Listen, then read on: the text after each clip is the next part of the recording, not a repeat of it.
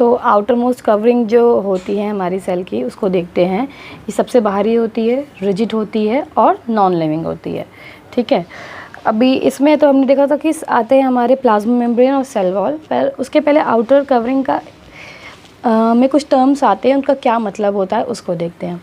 जैसे इसमें आता है हाइपरटोनिक सॉल्यूशन। अब हाइपरटोनिक सॉल्यूशन क्या होता है, जब जो हमारा जो सेल है उसके बाहर जो सराउंडिंग होता है उसमें वाटर का कॉन्सेंट्रेशन कम हो और अंदर जो है हमारा वाटर का कॉन्सेंट्रेशन ज़्यादा होता है, तो उसे हम हाइपरटोनिक सॉल्यूशन कहते हैं। हम जब जानते हैं कभी भी लिक्विड का फ्लो हाई से लो की तरफ होता है, तो जब हमारा बाहर कम होगा और अंदर ज़्यादा होगा तो क्या होगा, वाटर मूव्स आउट और प्रोटोप्लाज्म जो है हमारा श्रिंक हो जाएगा, जिसे हम एक्सोस्मोसिस कहते हैं। समझ गए आप लोग कि मतलब सेल के बाहर क्या है, सेल के बाहर जो है हमारा वाटर का कॉन्सेंट्रेशन है वो कम है अंदर के कंपैरिजन में, तो हमारा पानी बाहर की तरफ जाएगा और प्रोटोप्लाज्म हमारा श्रिंक हो जाएगा। फिर आता है आइसोटोनिक सॉल्यूशन। इसमें क्या होता है, कॉन्सेंट्रेशन जो होता है वो अंदर और बाहर सेल के दोनों सेम होता है।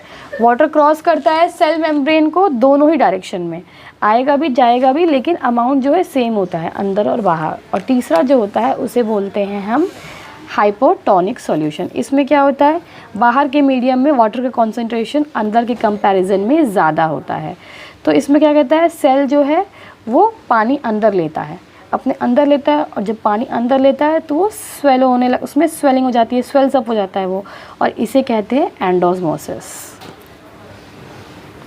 अब देखते हैं कि प्लाज्मा मेम्ब्रेन क्या होता है। प्लाज्मा मेम्ब्रेन को ही हम सेल मेम्ब्रेन कहते हैं। ये बहुत ही थिन होता है, बहुत ही पतला सा, फ्लेक्सिबल होता है और लिविंग कहलाता है। ये लिविंग मेम्ब्रेन है। ये सेमी परमिएबल है और possess fine pores. Semi permeable का मतलब कुछ चीज़ों को अपने अंदर से आने जाने देता है, कुछ को नहीं। इसमें छोटे छोटे पोर्स होते हैं जो ये फाइन पोर्स बोले गए हैं, जिसके अंदर से ये चीज़ें आती जाती रहती हैं। प्लाज्मा मेम्ब्रेन या हमारी जो सेल मेम्ब्रेन होती है वो लिपिड्स या प्रोटीन्स की बनी होती है। ये जो है एनिमल सेल के अंदर सबसे बाहरी लेयर होती है, आउटर मोस्ट लेयर। और अगर प्लांट सेल की बात करें तो सेल वॉल के नेक्स्ट होती है। ये सेल का शेप मेंटेन करती है एनिमल सेल में। ठीक है, रेगुलर ये जो है हमारा प्लाज्मा मेम्ब्रेन या सेल मेम्ब्रेन, मैंने बताया था ना फाइन पोर्स होते हैं और सेमी परमिएबल होता है, तो कुछ सॉल्यूट आयंस जो हैं इसके थ्रू आते हैं इसके अंदर। और इस टाइप का जो प्रोसेस होता है इसको हम, जैसे अमीबा के केस होता है तो उसमें एंडोसाइटोसिस कहते हैं, जिसके थ्रू ये अपना खाना लेता है। कुछ खाने की चीज़ें इसके अंदर आती हैं और वो एंडोसाइटोसिस कहलाती हैं अमीबा के केस में। अब ये तो था हमारा प्लाज्मा मेम्ब्रेन। अगला देखते हैं कि सेल मेम्ब्रेन क्या होता है, जो कि हमारा सिर्फ और सिर्फ प्लांट सेल में प्रेजेंट होता है। ये freely permeable and non living होता है। हमने प्लाज्मा मेम्ब्रेन में देखा था ना कि ये फ्लेक्सिबल है और लिविंग है और सेमी परमिएबल है, लेकिन ये परमिएबल है, यानी कोई भी चीज़ इसके अंदर से आ सकती है और जा सकती है। और ये नॉन लिविंग भी होता है। इसकी कवरिंग जो है बहुत ही रिजिड होती है प्लांट सेल में, और ये फंगल सेल में भी होता है और बैक्टीरियाज में भी होता है। ये सेल्यूलोज का बना होता है प्लांट सेल के अंदर। हमने बताया कि ये फंगल सेल में भी होता है, तो फंगल सेल में ये चिटिन का बना होता है और बैक्टीरिया में पेप्टिडोग्लिकॉन का बना होता है। ठीक है, किस चीज़ का, प्लांट सेल में सेल्यूलोज, फंगल में चिटिन और बैक्टीरिया में पेप्टिडोग्लिकॉन का बना होता है। ये सेल वॉल का कंपोजिशन बता रहा है। ये क्योंकि ये पढ़ा था हमने, बहुत ही रिजिड कवरिंग होती है प्लांट सेल में या फंगल या बैक्टीरिया में, तो ये इसको एक प्रॉपर शेप प्रोवाइड करता है और प्रोटेक्शन भी देता है। इतनी रिजिड होता है कि शेप भी देगा और प्रोटेक्शन भी देगा। भाई मजबूत है तो ये शेप और प्रोटेक्शन दोनों, भाई इतना फ्लेक्सिबल नहीं हो पाएगा तो शेप तो देगा ही।